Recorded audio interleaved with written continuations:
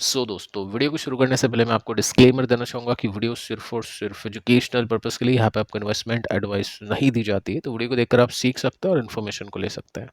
बाकी इससे पहले मैं आपको 2 वीडियोस दे चुका हूँ, जिसमें आज के इस वीडियो में हमने बातचीत की लेटेस्ट वीडियो में निर्मला सीतारमन जी की कमेंट के ऊपर, जो कि वो दे चुकी है स्मॉल कैप कंपनीज़ को लेकर, यानी छोटी कंपनीज़ को लेकर, कि जीएसटी रिफॉर्म के बाद में किस तरह की तेज़ी हम एक्सपेक्ट वहाँ पे कर सकते हैं। साथ में जो स्मॉल कैप फंड्स है उसके ऊपर भी कंपैरिजन किया है, कुछ इनसाइट्स मैंने आपको वहाँ पे दी है। यूएस के मार्केट ओपनिंग में गिर चुके हैं, उसके ऊपर बातचीत हो चुकी है।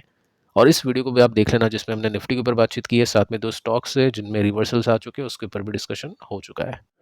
अब दोस्तों बात करते हैं कुछ ऐसी कंपनीज को लेकर जिनके स्टॉक्स अभी के समय अपने सपोर्ट के आसपास है। देखिए, सपोर्ट, रेसिस्टेंस, ये आपको बताइए। रेसिस्टेंस मतलब जहाँ पे सेलिंग प्रेशर आता है, जहाँ से सेलर्स एक्टिवेट होते हैं, और सपोर्ट यानी जहाँ से बायर्स एक्टिवेट होते हैं, यानी बाइंग इंटरेस्ट आता है। देखो, रेसिस्टेंस भी ब्रेकआउट कर सकता है, सपोर्ट भी ब्रेक डाउन कर सकता है। सपोर्ट ब्रेक डाउन करेगा और कोई सपोर्ट पे खरीदेगा तो उसको नुकसान होगा, और नुकसान है तो रिस्क है। और इसी वजह से आरएम करते हैं, रिस्क मैनेजमेंट करते हैं, जो कि कल के सपोर्ट रेसिस्टेंस के वीडियो में मैं आपको बता चुका हूँ। अगर आपने उस वीडियो को देखा नहीं तो सबसे पहले आप उसको देखिए, उसके बाद में आप इसको चेक कर सकते हैं। तो जो फर्स्ट कंपनी है, इसका नाम है बजाज हाउसिंग फाइनेंस। 113 रुपीज़ का स्टॉक है। काफ़ी इन्वेस्टर्स को ऐसा लगता है बजाज जैसी कंपनी है, 100 रुपये का स्टॉक है तो चलना चाहिए। ऐसा ही लगा था जब ये 150, 180, 200 के आसपास था, लेकिन स्टॉक वहाँ से काफ़ी गिर चुका है। अब क्योंकि आपको ये देखना होगा कि कंपनी महंगी है या सस्ती है, ये वैल्यूएशन से देख सकते हैं आप, ना कि कंपनी के स्टॉक के प्राइस से। तो मार्केट कैप इसका अच्छा खासा है, 1 लाख करोड़ के आसपास का है, लेकिन वैल्यूएशन इसकी 41 के आसपास है। अब इसको कंपेयर करते हैं बाकी कंपनीज के कंपैरिजन में, जिसमें हाउसिंग फाइनेंस के साथ में आप कंपेयर कर सकते हैं, या एनबीएफसीज के साथ में कंपेयर कर सकते हैं। नॉर्मली 30 के आसपास की वैल्यूएशन अभी के समय बनी हुई है, तो ये 40 का है, यानी महंगा है। तो सिंपल सा फंडा है, गिरने के पीछे का कारण यही है। सेकंड, आप देखोगे ना, तो जब भी किसी कंपनी की वैल्यूएशन हाई होती है, यानी बाकी कंपनीज के कंपैरिजन में, उस सेक्टर की जो बाकी कंपनीज होती है उनके कंपैरिजन में हाई वैल्यूएशन होती है, तो उनसे रिजल्ट अच्छे आने की एक्सपेक्टेशन करते हैं, बाकी कंपनी से अच्छे आने चाहिए। तो वैसे रिजल्ट नहीं आते हैं। जैसे आपने देखा 18-20% की ग्रोथ है, 30 के पी वाली कंपनीज भी उतना करिए तो ये कंपनी ज़्यादा अच्छा करना चाहिए। तो इस वजह से एक्सपेक्टेशंस यहाँ पे हो चुकी है मिस 4% के साथ में। तो ये एक कारण है इस कंपनी के स्टॉक के गिरने के पीछे का, कि नंबर्स खराब आ रहे हैं। आगे चल के देखते हैं, जब से इसकी लिस्टिंग हुई है तब से 3 क्वार्टर के रिजल्ट आ चुके हैं, जिसमें से 2 क्वार्टर के रिजल्ट एक्सपेक्टेशंस को मिस कर चुके हैं। यहाँ पे देखो 70% मिस है, यानी उस समय वैल्यूएशन काफ़ी ऊंचाइयों पे थी, तो उस हिसाब से यहाँ पे मिस काफ़ी बड़ा है। लेकिन उसके बाद में ठीक है, अब कंपनी डिसेंट नंबर्स देना शुरू कर चुकी है वैल्यूएशन के हिसाब से। अगर मैं आपको इसमें वैल्यूएशन का डेटा दूं तो इसमें आप नोट कर सकते हैं काफ़ी अच्छी बाइंग इसमें हुई थी, लिस्टिंग गेन्स मिले थे, इन्वेस्टर्स ने काफ़ी पैसे लगाए थे। तो यहाँ पे 70 तक इसकी पी रेशियो पहुँच गया था। उसके बाद में नंबर्स कंपनी के वैसे आएंगे जैसे कंपनी चल रही है। ऐसा तो है नहीं कंपनी वैल्यूएशन को देखकर काम करेगी, कंपनी का प्रॉफिट बढ़ेगा कंपनी के काम को देख के। तो कंपनी बढ़ रही है धीरे धीरे, लेकिन वैल्यूएशन बहुत ऊपर थी, तो वैल्यूएशन अब कंफर्टेबल सिचुएशन में आना शुरू हो चुकी है। देखो 40 पर भी ऐसे तो नहीं बोलूंगा कि सस्ता है या फिर रीजनेबल है, लेकिन चलो ठीक है, बहुत गिर चुका है, ये चीज़ हम नोटिस कर सकते हैं। अब देखिए, छोटी कंपनी तो है नहीं, 2000 करोड़ का प्रॉफिट है, तो एकदम से ऐसे तो होगा नहीं कि 30-40% की ग्रोथ आएगी। तो वो चीज़ आपको नोटिस करनी है कि पहले इसने ग्रोथ दी है 30% की, 40-45% की, अभी हम 20% की ही एक्सपेक्टेशन, ऐसी प्रॉफिट जो नंबर है उसके हिसाब से कर सकते हैं। अब देखिए, सबसे ज़्यादा जो होल्डिंग्स हैं वो किसके पास में है? प्रोमोटर के पास में है। अब ये कम होगी, ओएफएस लेके आ सकते हैं, या फिर ओएफएस ही होगा, ऑब्वियस है, क्योंकि ज़्यादा होल्डिंग्स है। ठीक है, तो वो सब बात की बात है।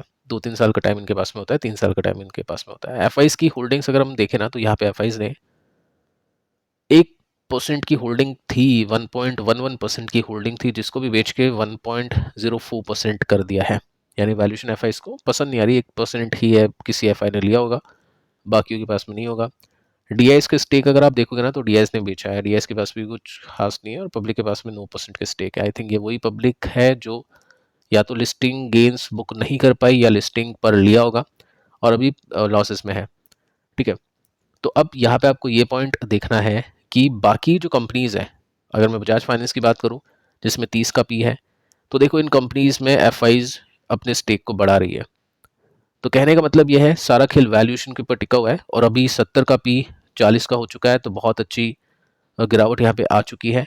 और टेक्निकली अगर हम इसको देखें तो यहाँ पे एक सपोर्ट बना था, उसके बाद में स्टॉक ने तेजी पकड़ी, नंबर्स खराब आए, वापस से स्टॉक अभी उसी सपोर्ट पर आ रहा है। सो यहाँ पे देखिए सिचुएशन ये है कि अगले कुछ 2-3 क्वार्टर में अगर नंबर्स आते हैं इसी तरह से 18% के साथ में ग्रोथ आती है और स्टॉक का प्राइस नहीं चलता है, तो वैल्यूएशन ऑटोमेटिकली आपको 30 पर आती हुई देखने को मिल जाएगी। और उसके बाद में जैसे जैसे कंपनी बढ़ेगी, जैसे जैसे कंपनी ग्रो करेगी, वैसे वैसे स्टॉक का प्राइस चलेगा। अगर मैं बजाज फाइनेंस की कंपैरिजन में इसको देखूँ तो वहाँ पे 5 लाख करोड़ का मार्केट कैप है और यहाँ पे 1 लाख करोड़ का मार्केट कैप है। तो मार्केट कैप का बेनिफिट इसके पास में है कि कम है, बजाज फाइनेंस तक भी पहुँच गया तो भी 5 गुना हो जाएगा स्टॉक, ठीक है। और बजाज फाइनेंस को 5 गुना होने के लिए 25 लाख करोड़ का मार्केट कैप रखना पड़ेगा। तो अब ये स्टॉक रडार पे आना शुरू हो सकता है इन्वेस्टर्स के सपोर्ट रेसिस्टेंस के आसपास भी सपोर्ट पे है। और कुछ क्वार्टर अगर अच्छे नहीं जाते हैं या डिसेंट भी जाते हैं, स्टॉक नहीं चलता है, तो डेफिनेटली यहाँ पे फिर वैल्यूएशन का फायदा मिलेगा इन्वेस्टर्स को। तो अब जाके ये स्टॉक रडार पे आना शुरू हो चुका है पॉजिटिवली। और इसमें देखिए अगर बाय चांस, ऐसा कुछ गारंटी नहीं कि स्टॉक ऑल टाइम हाई पहुंचेगा, लेकिन अगर पहुंच जाता है ना तो 76% है यहाँ से लेकर ऊपर तक का डिस्टेंस, और उसके बाद में अगर ब्रेकआउट होता है तो वेल एंड गुड। अगली जो कंपनी है दोस्तों, इसका नाम है दीपक नाइट्राइट। यहाँ पे 1.62% की गिरावट के साथ में आज के दिन क्लोजिंग हो चुकी है। और इसमें नंबर्स को देखते हैं सबसे पहले। नंबर्स कैसे थे? 29% के साथ में ईपीएस मिस है, यानी नंबर्स बहुत खराब थे, ठीक है। अगर मैं पिछले कुछ क्वार्टर्स की बात करूँ तो 3 क्वार्टर के डेटा यहाँ पे गिवन है और इसमें 2 बार कंपनी ने एक्सपेक्टेशंस को मिस किया है, तो नंबर्स खराब आ रहे हैं। अब बजाज फाइनेंस में अपने को पता है कि सेक्टर किस तरह से चल रहा है, तो ठीक है 18-20% की ग्रोथ लेकर वो चल सकते हैं आगे, उसमें कोई दिक्कत नहीं है। लेकिन यहाँ पे अगर हम देखें ना तो कंपनी और सेक्टर दोनों ही खराब सिचुएशन में अभी के समय। देखो अगर कंपनी की सेल्स ऐसी बढ़ती और कंपनी का प्रॉफिट अगर ऐसा होता तो मैं ठीक है, हम बोल सकते थे कि चलो ठीक है ये ऐसी सिचुएशन है जो एकदम से तो नहीं, लेकिन कुछ क्वार्टर के अंदर पास हो जाएगी, चीज़ें निकल जाएगी।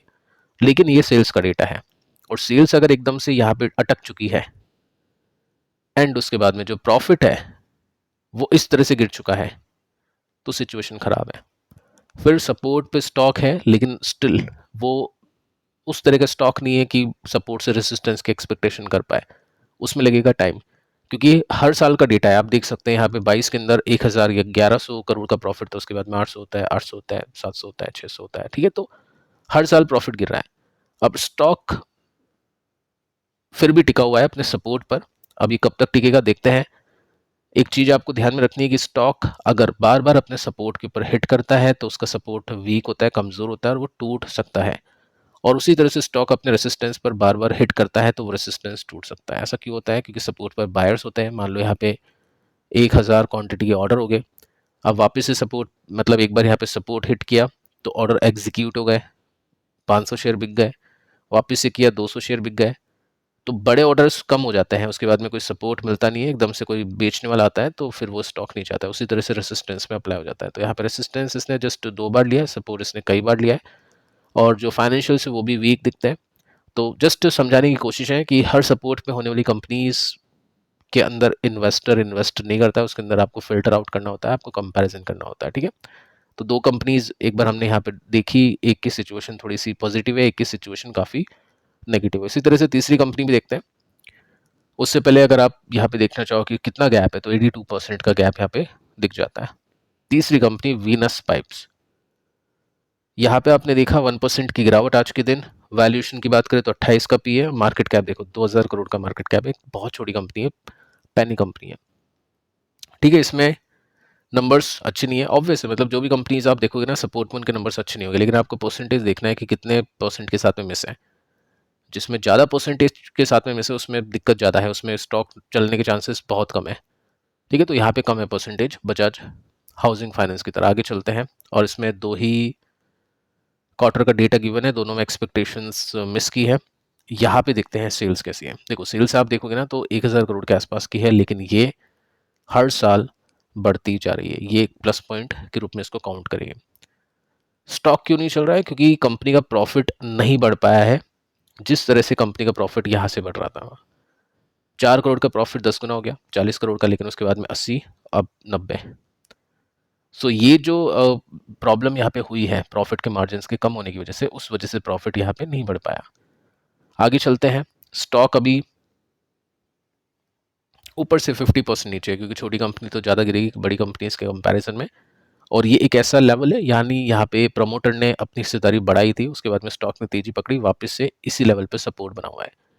तो रिस्की बैट है। 2000 करोड़ की कंपनी, एकदम से प्रॉफिट 90 करोड़ का 70 भी हो सकता है, वो रिस्क तो है इसके अंदर, और रिस्क मैनेजमेंट करना चाहिए, जो मैं आपको सिखा चुका हूँ। लेकिन अगर आप रिस्क रिवॉर्ड के हिसाब से देखोगे तो इसमें सिचुएशन इतनी खराब नहीं है फंडामेंटली, जितनी खराब इससे पहले वाली कंपनी में हमने देखी। ठीक है, तो इस तरह से आपको कंपनीज के ऊपर रिसर्च करनी चाहिए, कंपनीज को चेक करना चाहिए, और पिछले दोनों वीडियोस को भी आप देख लेना। मिलता है नेक्स्ट वीडियो में, तब तक के लिए बाय बाय।